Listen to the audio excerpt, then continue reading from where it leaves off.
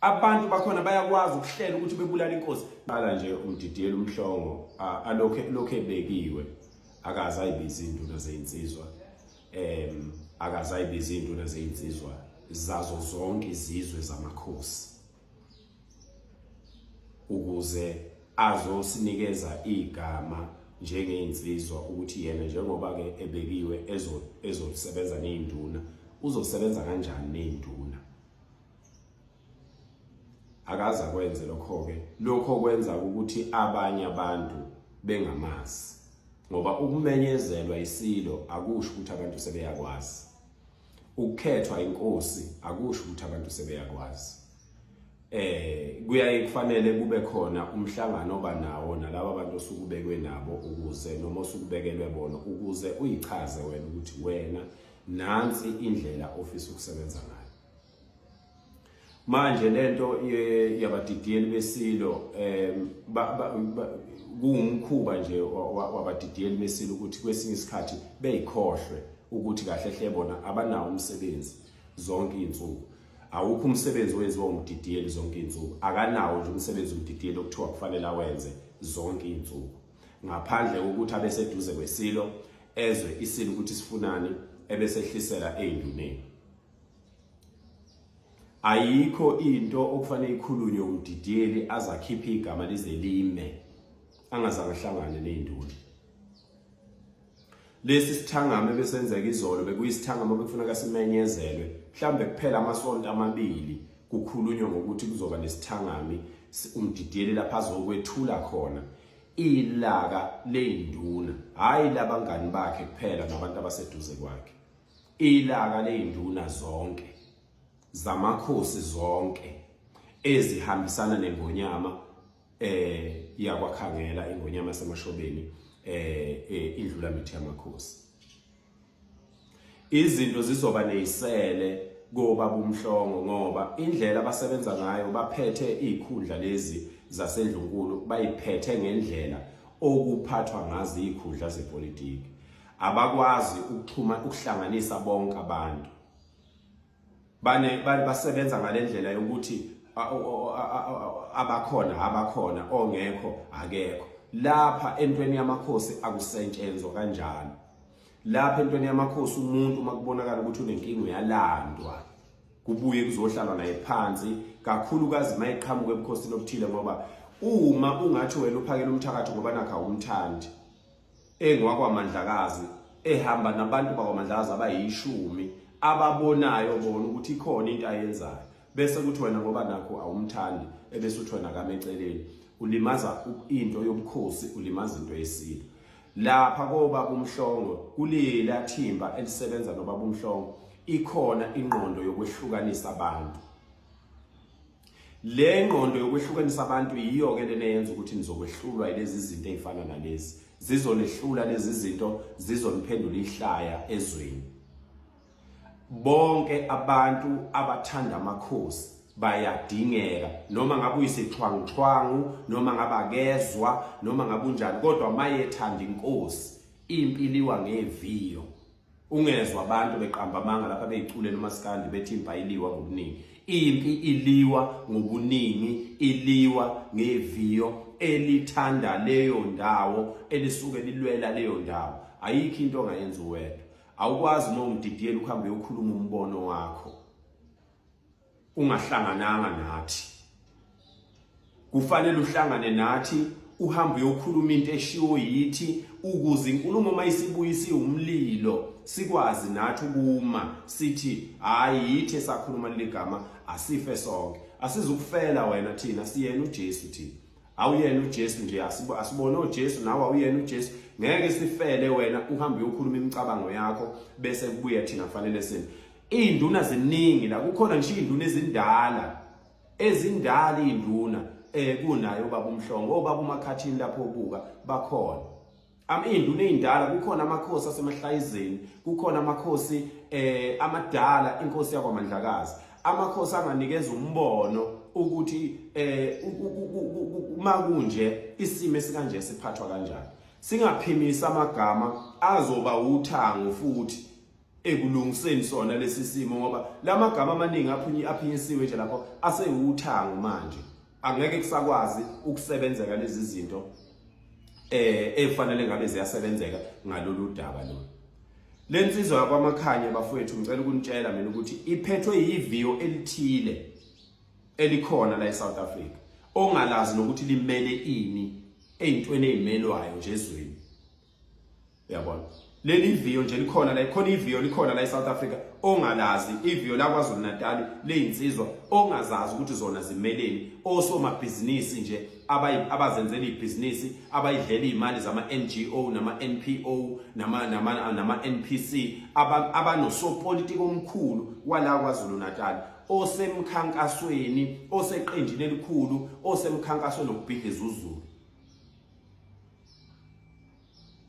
Akekho umuntu ongayazi lento le, akekho ngisho bona abasendlunkulu bayayazi lento ukuthi kuneqembu nje elithile eselivuke lo ukuhlakanipha okusha kokuthi bolona selithanda ubukhosi obukhulu selazisa amakhosi esazi kahle ukuthi abantu abaliholayo ibona abavimba ukuthi amakhosi abe nezwi lelizwe.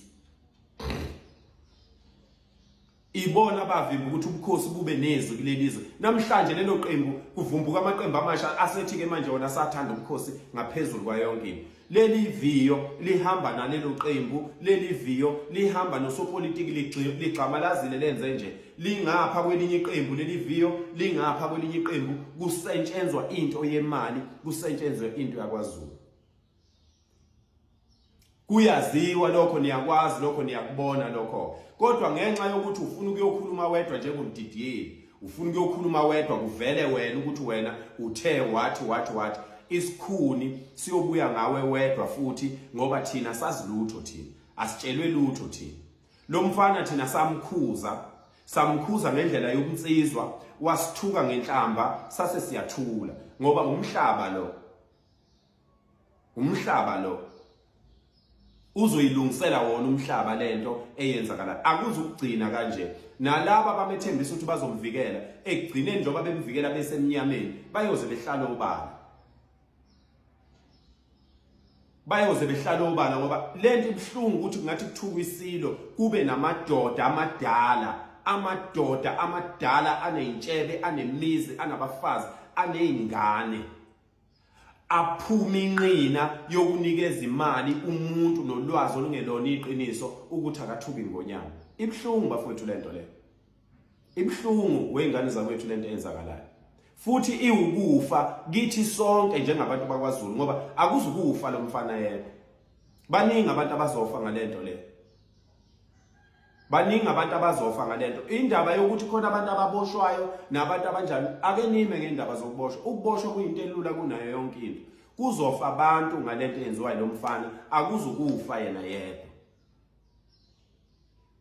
Ngoba njengoba beqhathizwe kanjena nje, uyabona manje baqhatha indlunkulu izolwa, kuzofa abantu kwakhona indlunkulu ngalento eyenziwa lo mfana lo. Abiza isilo ngomuntu, abesebiza umuntu ngesilo. Bafowethu, imbi wemadoda lento eniyenzayo. Imbi lento eniyenzayo. Lo mfana une-backup leviyo la eSouth Africa ongalazi ukuthi yini eliyimele ngaphandle kokuhamba lifuna ukubukwa izwe lonke leli. Ayikho into eliyimele nje oswa kuthiwa nakho njengamanje kukhulunywa indaba ukuthi ama-foreigners ayona la ezweni. Ngeke kubezwe bephawula kuleyo nto ngoba iningi lalabo abantu abakulamaviyo badayisa ama-drugs. Iningi labo badayisa ama-drugs, bangama-drug lords.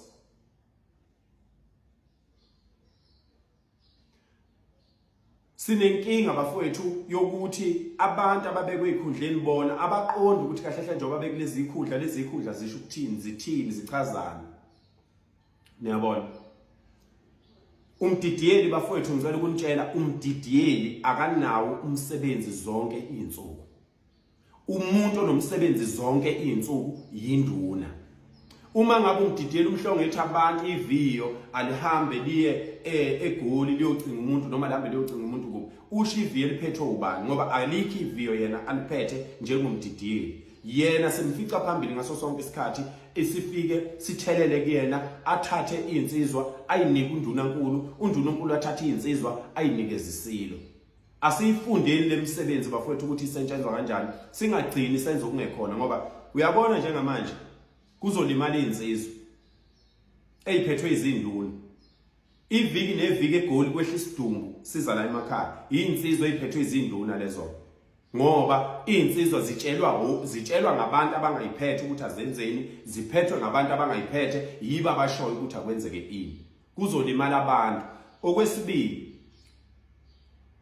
induna kufanele ukuthi lolu daba ziluhlanganele, zingayi ukuyokhuluma indaba yokufa komuntu nokubanjwa komuntu nokwenza njalo. Ziyokhuluma indaba yokudila nabanikazi balento. Ziyokhuluma udaba lokukhuluma ngokuthi laba okuyibona abakhokhela labafana ukuthi bekhulume lezi zinto kwenziwa njani ngabo. Kunabantwana baseshowe la. Sengikhulumile ngaleli video leli elinjengamanje lisupporta leli qembu elisha elifikayo. 2 leli video futhi linomuntu ke weqembu elidala kade labakhona ophakathi omkhulu la eKZN okuyena owakhanda leli video okuyilona elithwele lomfana. Amanga ukuthi abamtholi lomfana lo. Amanga lihlaza. I-agenda nje lena yiqhinga nje liserious abalikhandile ababhizi ngalo. Bese kuba khona laba bantwana baseshowe. Abanye ngiyabazi, abanye ngiyaxoxa naba bantwana baseshowe. Kube khona abantwana bakwaNongoma okuyibona nje ababhizi ababulala into. Uyazi ukuthi bafethu kunomunye usisi engake ngaxoxa naye wathi uyazi isibongo sakwaZulu siqalekiswe ngalendlela ongakazi uyibona. Isibongo nje sakwaZulu siqalekisiwe kahle hle. Umuntu uyabuka indlela abantu bakhona bakwazi ngisho ukubulala inkosi. Abantu bakhona bayakwazi ukuhlela ukuthi bebulala inkosi. Nje lento abayenzayo njengamanje bayayibulala inkosi. Babulala nje inkosi yakwaZulu bengabakwaZulu nabo. Ibuhlungu siphethwe mina ngikhonza inkosini yakwaZulu. Lelizwe ngelakwaZulu. Isifundazwe sonke sibizwa ngalaba bantu. Kodwa manje bahlulwa ukusihlonipha besikhombisa ukuthi thina njengoba sibahlonipha kufanele ngempela sibahloniphe. Niyabona bafowethu. Kunabantwana baseshowe, kunabantwana bakwaNongoma abaqhatha izwe. Kunabantwana bakwaNongoma, kunabantwana baseshowe abaqhatha izwe. Webantwana siyacela ake niyeke lento eniyenzayo. Iyekeni bantwana lento eniyenzayo. Iyasiphoxa thina esinithandayo. Iyasiphoxa ingane zakwethu thina esinithandayo. Ninikeza izitha zezwe, ninikeza izitha zegceke, ninikeza izitha ikaZulu imkhonto yokuthi azize zizogwaza nina futhi.